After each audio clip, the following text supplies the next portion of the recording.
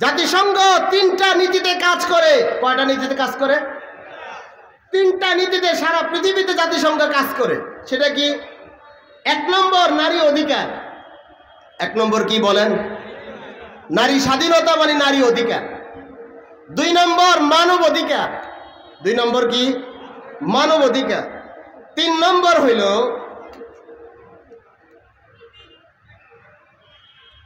শিক্ষানীতি। তাহলে নারী অধিকার, নারী স্বাধীনতা, মানব অধিকার আর শিক্ষানীতি, এই তিনটা নীতিতে জাতিসংঘ কাজ করে। এখন জাতিসংঘ তিনটা নীতিতে কাজ করে, তাহলে এই নীতিগুলো কি ইসলামে নাই? কথা বল না। নারী অধিকার বা নারী স্বাধীনতার ব্যাপারে, নারীর ব্যাপারে ইসলাম কি বক্তব্য পেশ করে নাই? আস্তে করে বললেন কেন? জোরে করে বলেন নাই। মানব অধিকার, মানব অধিকার মানে প্রত্যেকটা মানুষের অধিকার ফিরিয়ে দেওয়া, প্রত্যেকটা মানুষের ন্যায্য অধিকার দেওয়া। এ ব্যাপারে কি ইসলামের বক্তব্য নেই? রাসূলুল্লাহর আদর্শ নাই? শিক্ষানীতি অর্থাৎ কোন শিক্ষা মানুষ ধারণ করে আদর্শবান মানুষ হবে, সভ্য মানুষ হবে, ভদ্র মানুষ হবে, এই নীতি ও আদর্শ নৈতিকতার কথা ইসলামে নাই। কথা কন না কেন? নাই, আছে। ইসলামে এগুলো পূর্ণাঙ্গ থাকা সত্ত্বেও জাতিসংঘ এই মিশনে কাজ করার অর্থ কি? জাতিসংঘ এই মিশনে কাজ করার অর্থ হইল ইসলাম যে নারী অধিকারের কথা বলে, স্বাধীনতার কথা বলে, জাতিসংঘ এটা বলে না। জাতিসংঘে স্বাধীনতা চায় না, জাতিসংঘ এই অধিকার চায় না, বরং জাতিসংঘ যে অধিকার চায় ইসলাম সেটা চায় না। ইসলাম যে অধিকার চায়, ইসলাম নারীর যে অধিকার দিয়েছে, জাতিসংঘ এই অধিকারে সন্তুষ্ট না, বরং জাতিসংঘের অধিকার হইল নারীরে উলঙ্গ করা, নারীরে বেহাপনা বানানো, নারীরে বেলাল্যপনায় নিয়ে আসা, নারীকে রাস্তায় নামানো, নারীকে কাজে চাকরিতে নিয়োগ প্রয়োগ করা, নারীকে শিক্ষার ক্ষেত্রে সর্বোচ্চ বিশ্ববিদ্যালয়ে অন্যান্য বিভিন্ন লেভেলে তাদেরকে নামায় দেওয়া। অর্থাৎ বলতে গেলে নারী অধিকার নামে যেটা তারা বুঝাইতে চায়, নারী তার ব্যক্তিগতভাবে যা চায়, যেমনে চায় সে সেমনে চলবে, এখানে ইসলাম কোনো বাধা হইতে পারবে না। নাউজুবিল্লাহ, আস্তে করে বল। ইসলাম নারী অধিকার আর জাতিসংঘের নারী অধিকারের মধ্যে পার্থক্য কি? ইসলামের নারী অধিকার হইল নারী একটা সম্মানী এক সৃষ্টি, যেটার অঙ্গ অবয়ব, যেটার সৃষ্টির রহস্য কিতাবের ভিতরে যেইভাবে দেয়া আছে, আল্লাহ পাক যে রহস্যে, যেই কারণে হাওয়া আলাইহিস সালাতু ওয়াস সালামকে সৃষ্টি করেছেন, ঠিক একই উদ্দেশ্যে, একই রহস্যে কিয়ামত পর্যন্ত আগমন করা নারীদের সবার একই উদ্দেশ্য। হাওয়ার যে উদ্দেশ্য, হাওয়া আলাইহিস সালাতু ওয়াস সালামকে আল্লাহ পাক দুনিয়ায় কেন সৃষ্টি করেছেন? চাকরি করবার লেগে? কথা কর না কেন? খেতে কাম করার লেগে? বিশ্ববিদ্যালয়ে যাওয়ার লেগে?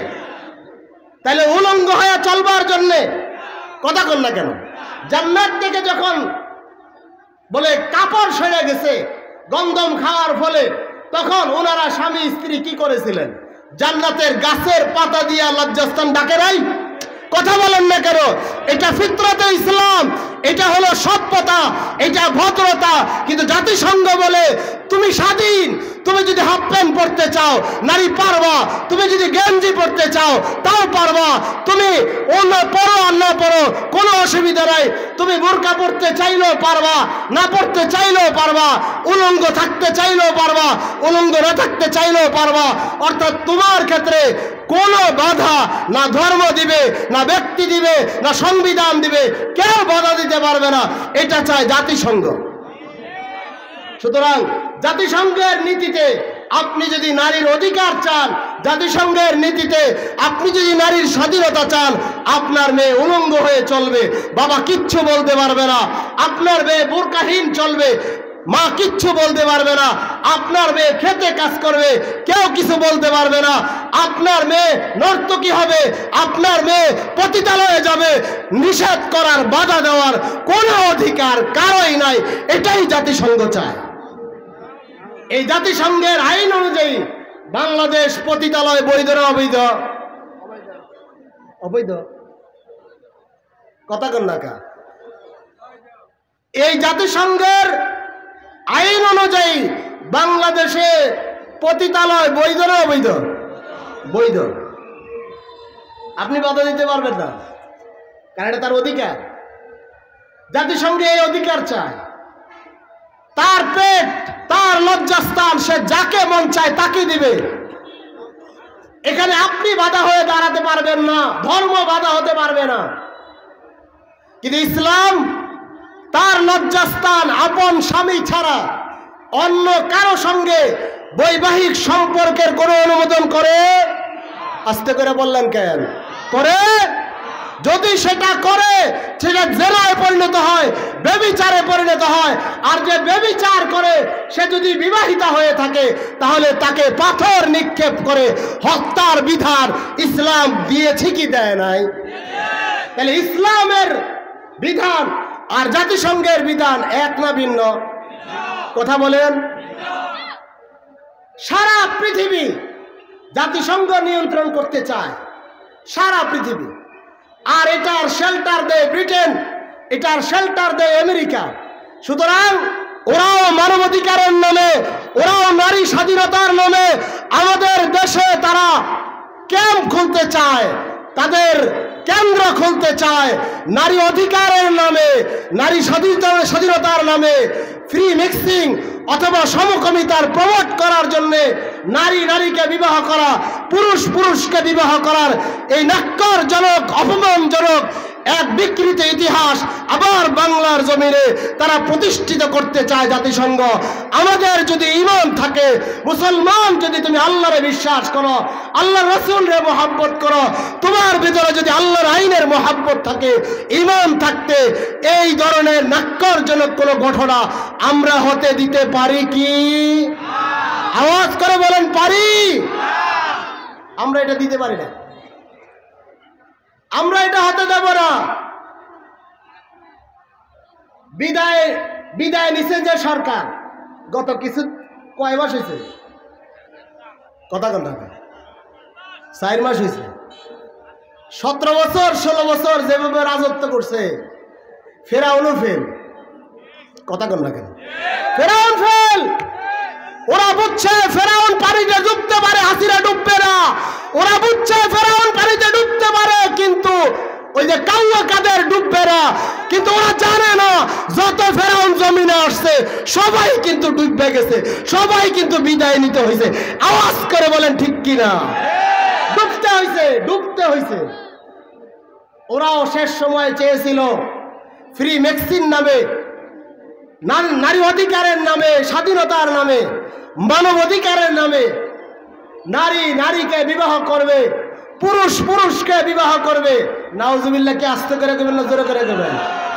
এই বর্বরতা, এই অসভ্যতা কওমে লূত যারা এটা প্রদর্শন করেছে বা প্রতিষ্ঠিত করেছে, আল্লাহ পাক কোরআনের ভাষায় তাদেরকে আযাব দিয়ে ধ্বংস করেছে। ঠিক একইভাবে এ জাতি, এ বাংলাদেশের এ মুসলমান, 92% মুসলমানের দেশে এই আইন আর এই সংবিধান, এই নিয়ম যদি বহাল হয়ে যায় তাহলে আসমানে আযাব, আসমানের মালিক আছেন, আযাব আসতে বিলম্ব হবে মনে হয়। বিলম্ব হবে আযাব আসতে। আমরা ধর্ম পালন করি, মসজিদে ইবাদত বন্দেগী করি, আমরা রাতে তাহাজ্জুদ পড়ি, রাতে আমাদের বাচ্চারা কোরআনুল কারীম তেলাওয়াত করে, আমাদের উলামায়ে কেরামরা রাতে তাহাজ্জুদ পড়ে কান্দে এদেশের রহমতের জন্য, এদেশের মানুষের কল্যাণের জন্য। আর তারা চায় আসমানি আযাবে জমিনে নিয়ে আসতে, উলামায়ে কেরাম চায় আসমানি রহমত নিয়ে আসতে, তারা চায় আসমানি গজব নিয়ে আসতে। মুসলমান, আপনারা কি উলামাদের পাশে থাকবেন না ওই বিজাতিদের পাশে থাকবেন? বলেন বলেন, আওয়াজ করে বলেন, হাত তুলে বলেন, বলেন কাদের সঙ্গে থাকবেন? আলেমদের সঙ্গে থাকবেন তো, উলামাদের সঙ্গে থাকবেন তো, মাদ্রাসার তুলাবাদের সঙ্গে থাকবেন তো। আপনি একটু ঠান্ডা মাথায় চিন্তা করেন, রাত যখন গহীন হয়ে যায়, সবকিছু নীরব নিস্তব্ধ হয়ে যায়, ঠিক ওই মুহূর্তে রাত 3টা, 3:30, 4টা বাজে। আপনি দেখেন তো, এখানে একবার আসবেন, আইসা দেখেন লাইট জ্বলে, দেখবেন গুনগুন করে কালামুল্লাহ শরীফের তেলাওয়াত হয়, দেখবেন জিক্রুল্লাহর আওয়াজ হয়, দেখবেন কারো কারো চোখ থেকে পানি ঝরতেছে। এই যে এক চিত্র, এই যে এক কারখানা, এই যে এক ব্যবস্থাপনা, এটা তো এমনি এমনি হয় নাই, বরং আসমানি আযাবকে বন্ধ রাখার জন্যে, আল্লাহর রহমত ডেকে আনার জন্যে, আল্লাহর জমিনে আল্লাহর রহমত পড়বার জন্যে এই ব্যবস্থাপনা আল্লাহর পক্ষ থেকে আল্লাহ জারি রাখছেন। উলামায়ে কেরাম তা টিকায় রাখছেন, এই মাদ্রাসাগুলো তা টিকায় রাখে, উলামায়ে কেরাম এই ব্যবস্থাপনা জারি রাখছেন। সুতরাং সব হালতে, সর্বাবস্থায়, দিনের প্রতিটা ক্ষেত্রে, প্রতিটা বিষয়ে, দিনের প্রতিটা শাখায়, প্রতিটা সেক্টরে আলেমরা যে পথে আছি, আমরা থাকবো সে পথে। জোরে করে বলেন, আলেমরা যে পথে, আমরা থাকবো